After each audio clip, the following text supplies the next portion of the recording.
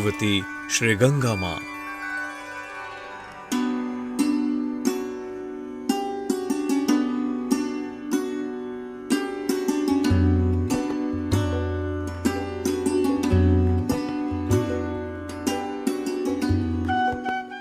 हिंदू सनातन परंपरा में भगवती गंगा की महिमा सर्वविदित है। आस्तिक जन इन्हें अशरण शरण्या, मुक्तिदायिनी, परम करुणामयी और तीर्थों की जननी के रूप में जानते हैं। ये त्रिपथगा स्वर्गलोक, मृत्युलोक और पाताल लोक को पवित्र करती हुई प्रवाहित होती हैं। विष्णु धर्मोत्तर पुराण में भगवती गंगा को त्रैलोक्य व्यापिनी कहा गया है। पद्म पुराण के अनुसार सद्गति की इच्छा रखने वाले लोगों को पाप बुद्धि का परित्याग कर लोक माता गंगा जल में स्नान करना ही चाहिए। वाल्मीकि रामायण के अनुसार गंगा की उत्पत्ति हिमालय की पत्नी मेना से बताई गई है।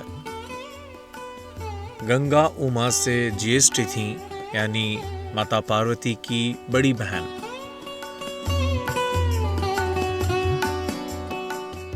अपने पूर्वजों के उद्धार के लिए भगीरथ जी ने ब्रह्मा जी को कठोर तपस्या की। ब्रह्मा जी ने भगीरथ की तपस्या से प्रसन्न होकर भगवती गंगा मां को पृथ्वी पर भेजने के लिए तैयार हो गए। गंगा को धारण करने के लिए भगीरथ ने अपने तप से शिवजी को संतुष्ट किया। भगवान शंकर ने गंगा जी के वेग को रोकने का उन्हें आश्वासन दिया। 1 वर्ष तक गंगा भगवान शिव की जटाओं में भटकती रहीं। अंत में प्रसन्न होकर भगवान शंकर ने अपनी जटा से गंगा जी की एक धारा को छोड़ा।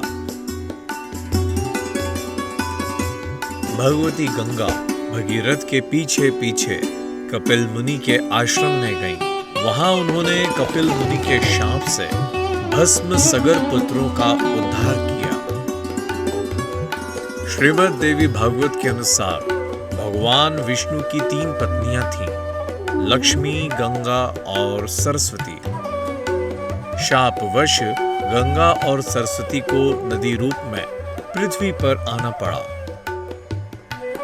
गंगा जी धराधाम पर अवतरित होकर पतित पावनी बनी। श्रीमद् भागवत के अनुसार राजा बलि के यज्ञ में भगवान वामन ने उनसे 3 पग भूमि का दान मांगा था। भगवान वामन द्वारा पृथ्वी को नापते समय उनका बायां चरण ब्रह्मलोक में चला गया। ब्रह्मा जी ने भगवान के चरण का प्रक्षालन करके उस जल को अपने कमंडलू में रख लिया।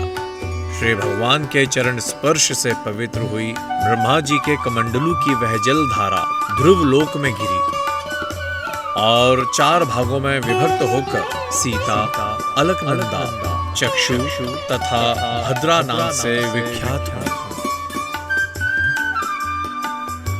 भद्रा नदी उत्तर कुरुवर्ष के मध्य से होकर उत्तर दिशा में चली गई। विंध्यगिरि के उत्तर भाग में इन्हें भागीरथी गंगा और दक्षिण भाग में गौतमी गंगा कहते हैं।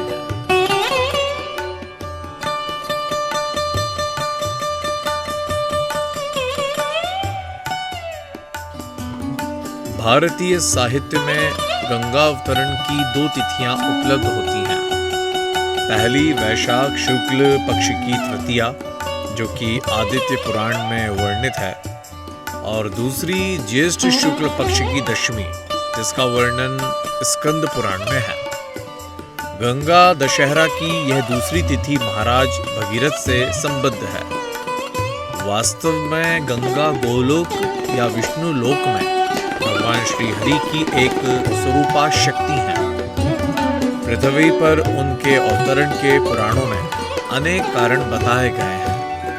उनमें परस्पर विभेद है, पर वे चाहे भगीरथ जी के कारण हो या देवताओं के कारण अथवा सरस्वती के, सभी एक दूसरे से संबद्ध हैं।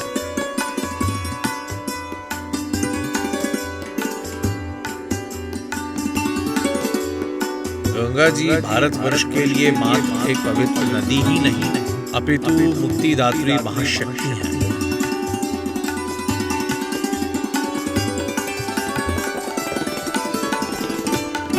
गंगा जल शारीरिक और मानसिक क्लेशों का पूर्णतः विनाशक है। गंगा माँ के स्मरण से पातक, कीर्तन से अति पातक और दर्शन से महापातक का विनाश हो जाता है। जैसे अग्नि का संसर्ग होने से रुई का ढेर क्षण भर में भस्म हो जाता है, वैसे ही गंगा जल के स्पर्श से मनुष्य के सारे पाप एक क्षण में दग्ध हो जाते हैं। जो सैकड़ों योजन दूर से भी गंगा गंगा कहता है, वह सब पापों से मुक्त होकर विष्णु लोक को प्राप्त करता है। भगवती गंगा का उद्गम वस्तुतः जीवों के उद्धार के लिए श्री भगवान के करुणा का अवतरण है। पापी से पापी जीव भी उनका दर्शन, स्पर्श तथा उनके पवित्र जल में स्नान करके शुद्ध हो गया है।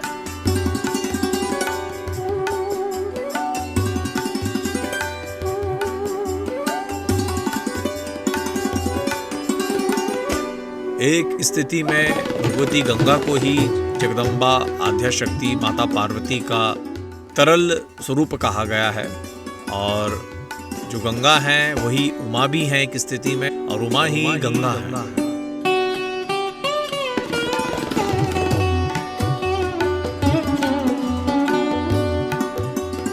ये अद्वैत वेदांत में अगर आप जब इसका वर्णन करते हैं तो गंगा का ही एक स्वरूप उमा है और उमा का ही एक स्वरूप गंगा है, और ये दोनों ही हिमालय की पुत्री हैं और हिमालय पे इनका प्रादुर्भाव हुआ है, और ये महाशक्ति के स्वरूपा हैं। जय जय जय।